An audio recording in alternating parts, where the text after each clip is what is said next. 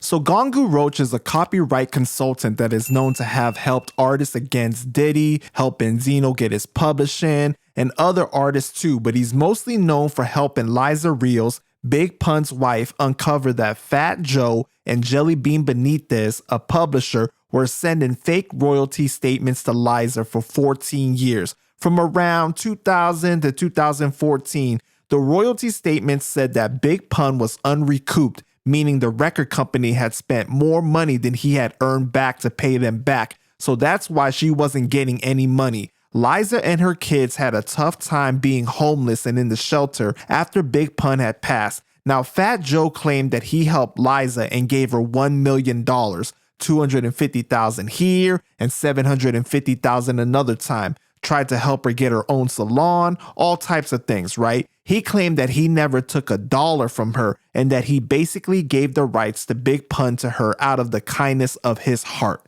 Entering Gongu Roach. Around 2014, he had discovered that Liza was owed $2.3 million, and it would have been much more than that, but legally, they could only go back so many years. During Liza's lawsuit against Joe, the judge had informed Joe that he may want to settle because it was clear he had did some wrong.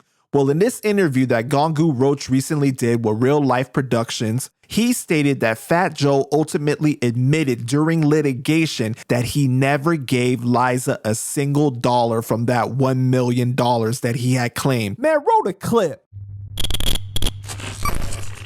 Joe was all over the radio basically saying, I gave her $750,000, I gave her $250,000, I told the bitch enough's enough.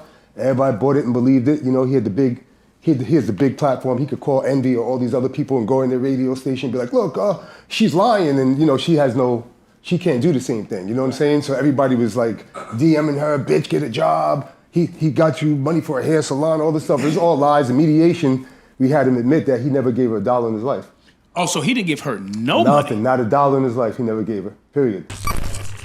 During the lawsuit, they gave Joe so much time to provide proof that he gave Liza money. I mean, large transactions like $250,000, $750,000 has to come with a wire transfer, withdrawal, something to show that, and he couldn't produce any proof of it. During the interview, Gongu seemed in disbelief still after all these years that Joe could call Pun his brother and do what he did. He compared Joe to a Catholic priest in this industry where it's like he can't do any wrong. Now, if you guys haven't seen, about 1.5 years ago, I broke down the court transcripts for the lawsuit. Jelly Bean Benitez, he was Fat Joe's co-defendant, and his lawyer, after dancing so much, admitted that Jelly Bean took his 33.3% cut and gave the rest to Fat Joe.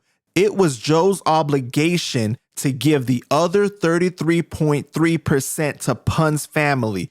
During litigation, Jelly Bean even allegedly admitted that he was afraid of Fat Joe.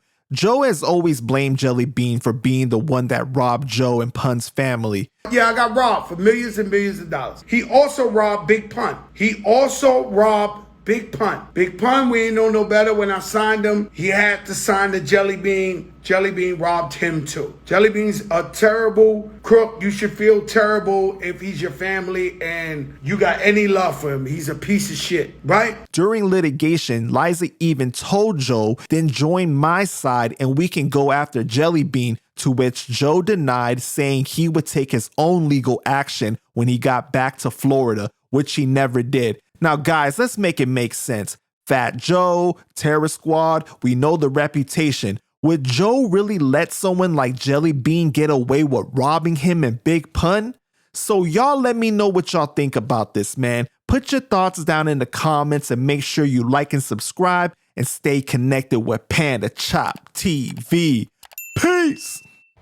Panda Chop. Panda Chop. Panda Chop. Panda Chop. Panda Chop. Panda Chop. Panda Chop.